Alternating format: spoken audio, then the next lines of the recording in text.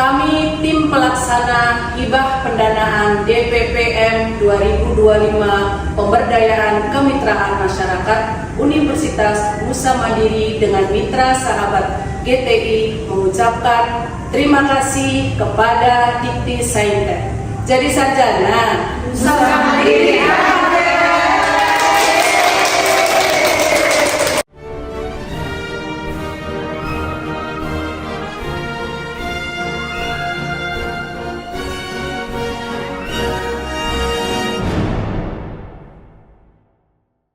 Assalamualaikum warahmatullahi wabarakatuh.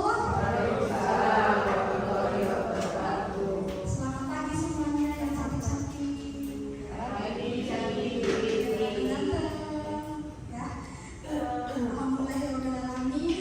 Pada pagi hari ini kita semua berkumpul kembali ya dalam acara pelatihan sahabat GTI dengan tema strategi branding dan keuangan UMKM berbasis prinsip.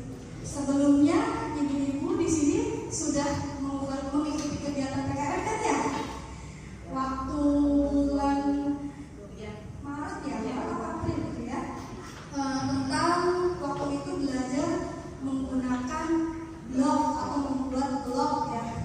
Nah, alhamdulillahirobbilalamin kegiatan pengabdian kepada masyarakat di sini kita realisasikan kembali, yaitu pelatihan branding dan keuangan menggunakan prinsip, di mana insya Allah pelatihan ini akan berguna kepada ibu-ibu untuk mengelola atau memanajemen keuangan pada penjualan di UMKM.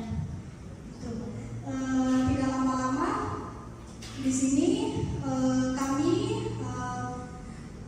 selaku grup dari tim pelaksana PKM ada Ibu Lia Mazia selaku ketua pelaksana PKM, kemudian ada Ibu Ida Juniati selaku pembicara kegiatan hari ini. Oke, selamat pagi Ibu. Kemudian acara selanjutnya langsung saja pembukaan dari Bu Lia.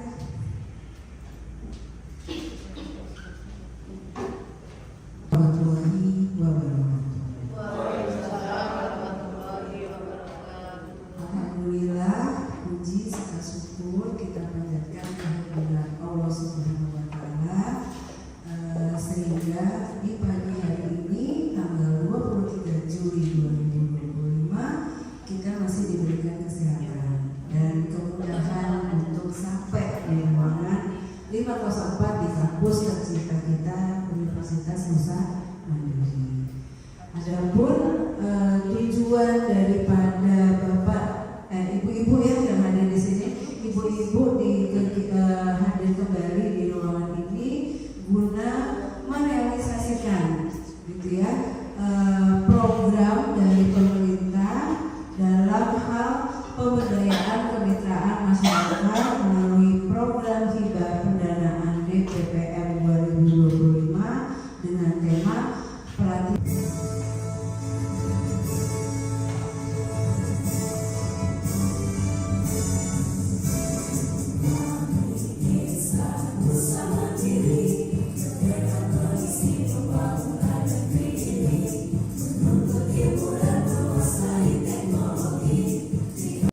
Selamat pagi semuanya. Pertama-tama kami dari tim pelaksana mengucapkan selamat datang di kampus Universitas Nusa Mandiri. Kemudian juga terima kasih juga atas waktunya, atas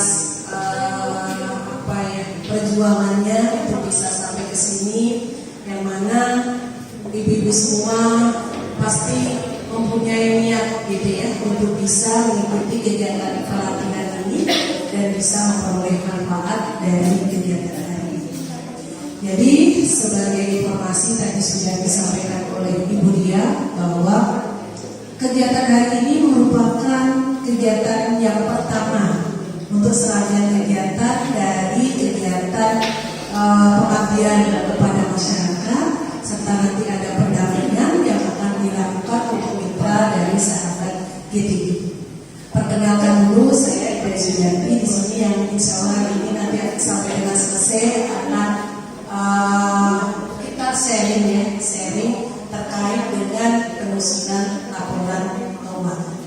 Mudah-mudahan nanti ibu-ibu semua bisa menyerap materi yang saya sampaikan. Kalau misalnya saya menyampaikannya terlalu cepat, tolong diingatkan. Itu kadang suka tidak sadar gitu ya ibu. Dan tidak usah tegang ibu. Kita sampai saja untuk pelatihannya supaya nanti materi yang diberikan bisa diterima dengan baik. Baik, kendaraannya ditambahkan ya. Tadi terus di kopi yang KP 0 aja.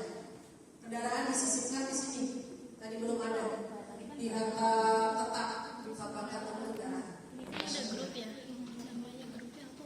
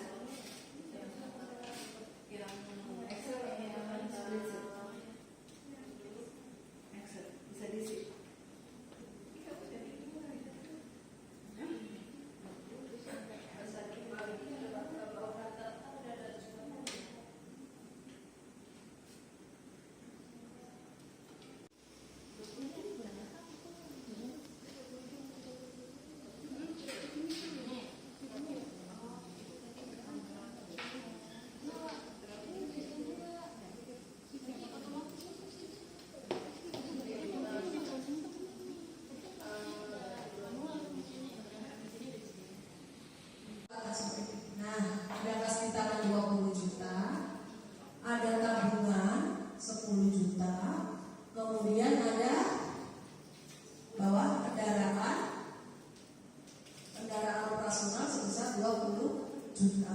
Berarti total kekayaan kita berupa harta tetap 20 juta, harta lancar berapa? Atas Pak Kembali. Total harta lancarnya di bawahnya, 30 juta. Jadi total harta yang bawah, paling bawah Pak Widi, ini juga sudah ada. Oh, sampai tanggal 1 perusahaan atau usaha kita memiliki total kekayaan sebesar 50 juta. Berupa apa tadi? Uang kas, ya, kas di tangan, dan tabungan dan kendaraan. Nah, ini kelebihannya itu. Setiap tanggal bisa langsung kita cek. Oke, lanjut bisa? Oke, lanjut. Bikin soalnya. Kue yang tadi kita beli dengan total harga pembelian 6 juta ya, karena bahan bakunya 5 juta, bahan pembantunya 1 juta. Kemudian seluruhnya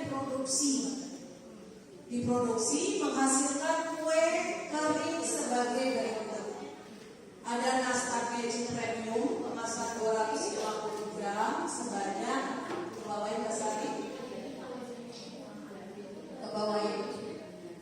sebanyak 10 toples. Harga pokok ini HPP ini harga pokok penjualan. Harga pokok penjualan itu biaya kalau orang awam yang bikin modal kita pada saat bikin kue itu berapa sih? 1 toples. Jadi kan yang tahu ya semua ya. Ini ada contoh ya. Jadi modal pembuatan dari nastar keju premium itu adalah Rp150 per toples. Karena yang dihasilkan 10, berarti totalnya adalah 1.500.000. Berarti karena kita memproduksi dan hasilnya ada nastar keju premium, berarti persediaan barang jadi kita bertambah. Nah, ini kita langsung gabungkan saja, tidak perlu persediaan. Nanti ada sendiri sebenarnya laporan stok, tapi katanya waktunya nggak cukup. Jadi kita masukkan dulu Mas Hari di transaksi. Ini Ini banyak ya. Tanggal 2 Juni. Tanggal 2 Juni ada hasil produksi.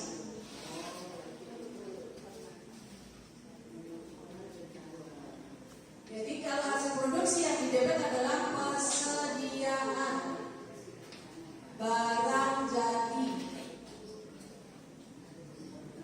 1.500.000 dengan total 1.500.000. Terus yang kedua ada lagi persediaan barang jadi lagi Mas Ari.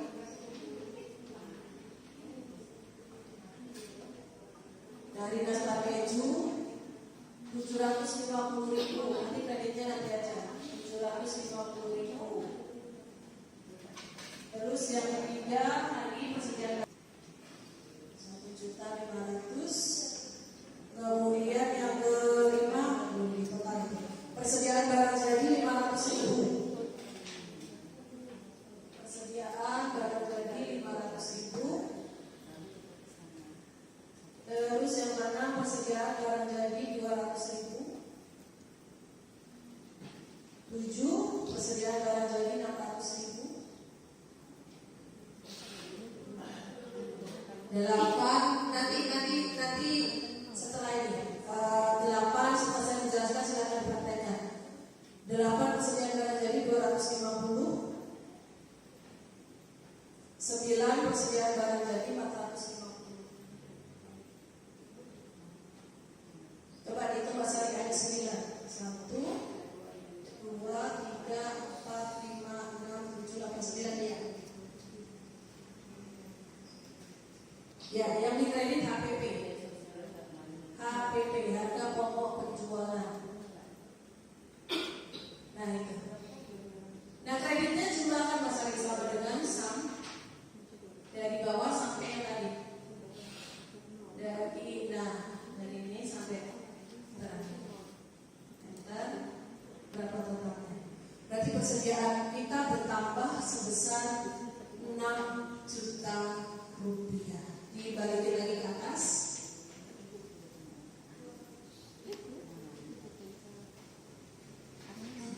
Yang pertama persediaan barang jadi untuk nastar keju premium 1.500.000. Yang kedua nastar keju.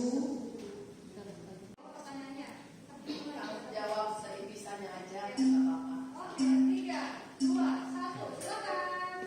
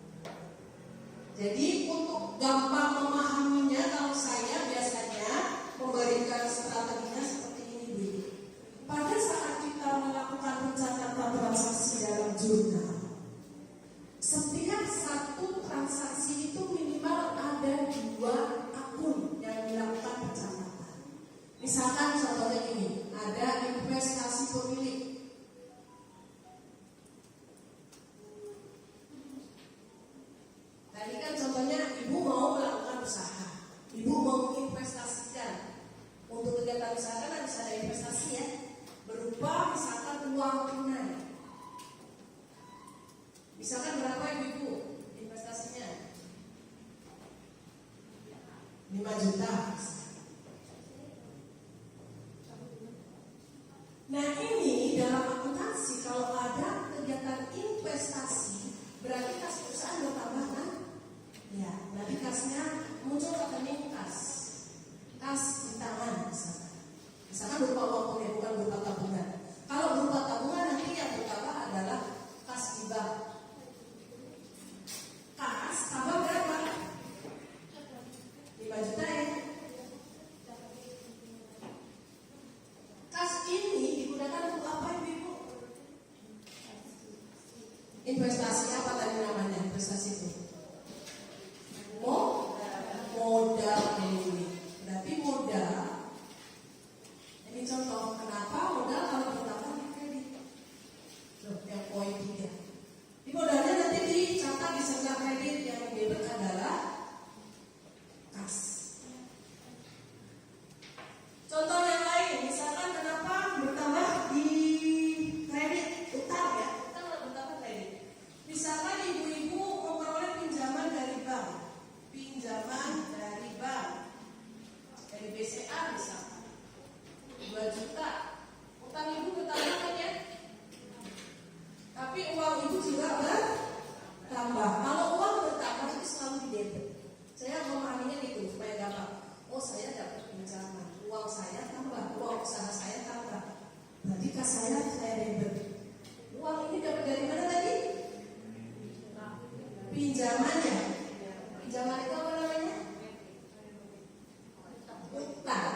Ya, kita kreditnya di utang bank 2 juta. Nah, memang ini harus banyak latihan ibu. Kalau awal-awal memang, nah ini contohnya ya, aturan dari kredit itu seperti itu. Yang pasti ini, pada saat satu transaksi minimal ada 2 rekening yang muncul dalam pencatatan akuntansi di jurnal. Bisa 3. Contohnya gimana? Misalkan ibu menjual barang harganya 1 juta. Oleh pembeli baru dibayar 200.000. 1 juta penjualannya, tapi baru dibayar 200.000. Ibu punya apa? Piutang. Berarti nanti pada saat di jurnal yang pertama terlebih dahulu kasnya bertambah kan? Karena dibayar 200.000. Oh, kas saya bertambah 200.000. Tapi karena penjualannya berapa tadi? Penjualannya kredit ya 1 juta. Nah dalam jurnal selain minimal 2 rekening yang muncul, jumlahnya harus sama antara jumlah debit dengan jumlah kredit. Ini baru 200, ini 1 juta. Kurang berapa? 800-nya dicatat sebagai piutang usaha.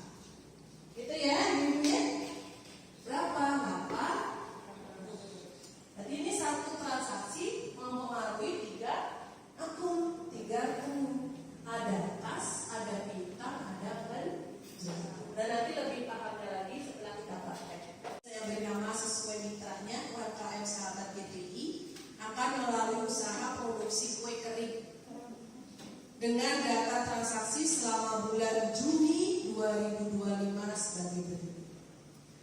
Tanggal 1 ada investasi dari pemilik. Tadi investasi adalah modal. Berupa apa? Ada uang tunai, yaitu kas, ada tabungan di BCA. Karena sekarang kan pembayaran itu tidak hanya tunai ya, bisa pakai e-wallet, bisa pakai transfer bank ya. Jadi nanti ibu sesuaikan dengan transaksi ibu yang dipakai. Kalau ada e-wallet ya berarti nanti ada e-wallet, ada rekeningnya e-wallet, GoPay dan sebagainya ya. Kemudian ada kendaraan.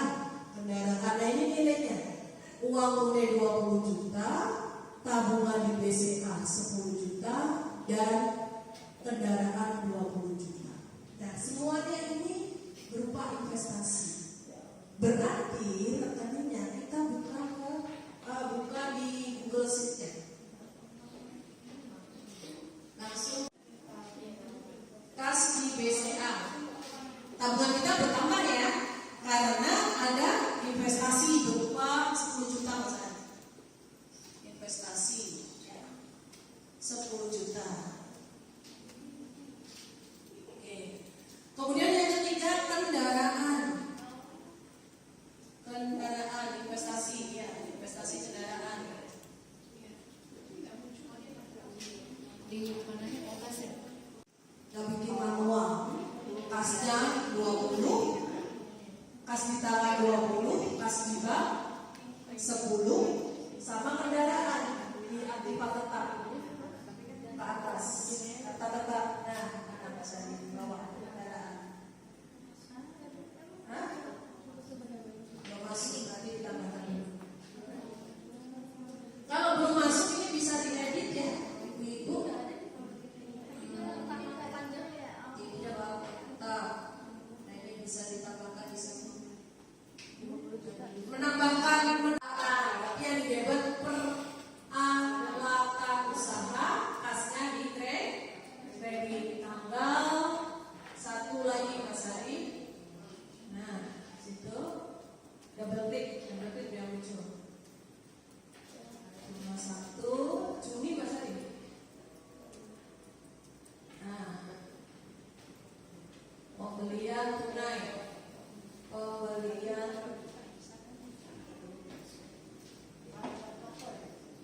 ya, pembelian tunai. Berarti peralatan usaha atau di situ sebutannya peralatan usaha kalau nggak salah. Peralatan produksi, ya, peralatan produksi yang diklik. Nilainya adalah 15 juta ya, 15 juta. Debit 15 juta. Jadi jurnal itu harus yang didebit dulu, baru yang didebit. Tadi apa? Karena tunai yang dikredit apa? Kas, karena kan bayar ya.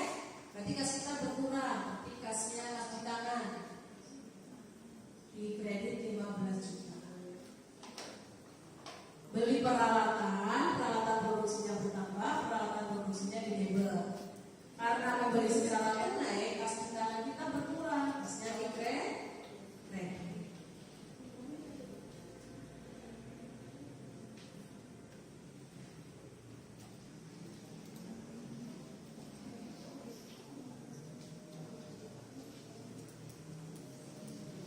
Ibu sambil minum, sambil makan silakan ya, monggo aja.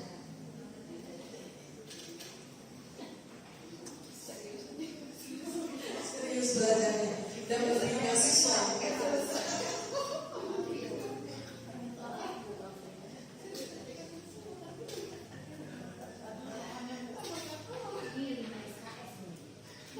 Ini kalau saya mengajar biasanya 1 semester itu 3 perusahaan, paling tidak nih berapa pertanyaan yang dimiliki? 49 juta aktif apa saja? Total aktif. Total aktif. Total harta ya. Total hartanya 49 juta berupa uang tunai, uang riba, kemudian ada kendaraan, ada peralatan. Balik lagi ke transaksi. Jadi seperti itu yang berikutnya. Ini karena online sudah dibikinkan rumus. Jadi pada saat kita melakukan transaksi, ibu nggak usah repot-repot yang bikin buku besar, nggak usah repot-repot bikin laporan keuangan manual, gitu ya. Tapi sudah langsung otomatis canggih. Kalau misalnya nanti ibu ada inspeksi dan pemberian bantuan modal, ibu apa yang kelebihannya? Saya sudah punya laporan keuangan yang otomatis. Harus diaplikasikan, harus diterapkan ya. Kalau belum paham nanti silakan kita bisa diskusi. Nanti insya Allah saya sama tim masih ada kegiatan ya, kunjungan ke mitra. Nanti ibu bisa bawa tuh permasalahan ibu terkait laporan keuangan ya. Kita cek bu, nanti ya kita cek pas kita di sana kita Iya, cek ya. betul. Yang 5 ya, yang sedang yang 5. Nah, harus kerjain udah. Ikut yang 5 nggak mau kerjain katanya. Disetrap ya bu kalau nggak kerjain. Betul alat. Baik, sampai sini jelas ya ibu.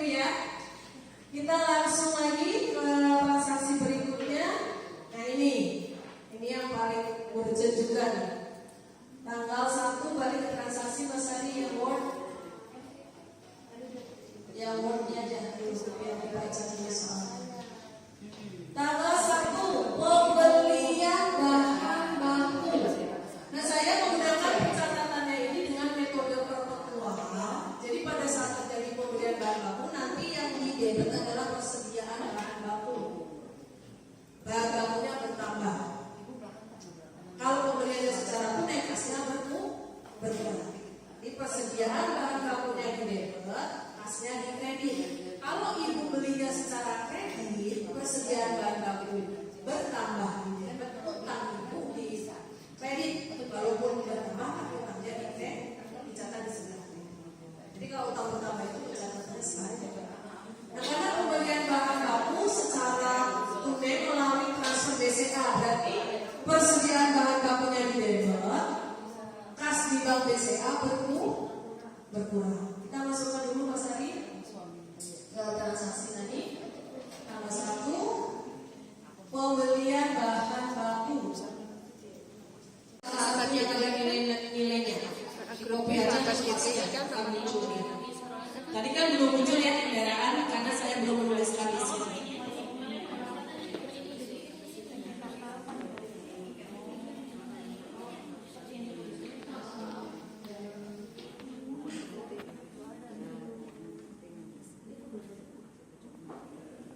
Ini transaksi tanggal 1 ini baru semuanya rekening neraca karena tadi neraca ada. Mas Ari, balikin ke transaksi dulu. Tadi bahan bakunya pakai BCA ya? Nanti kas di bank BCA 5 juta.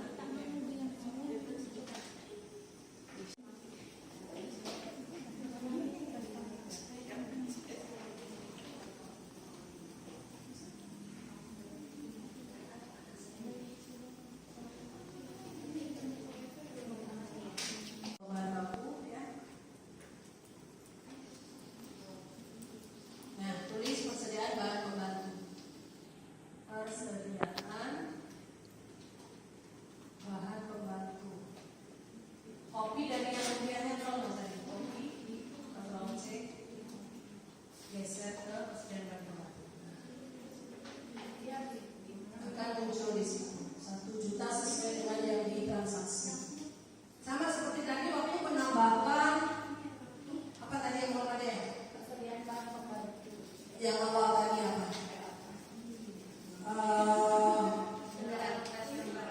Kendaraan atau peralatan dari upah saya.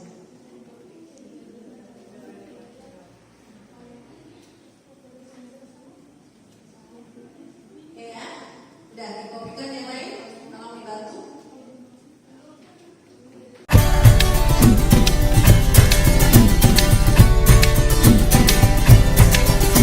TV Sarjana, usaha mandiri tempatnya.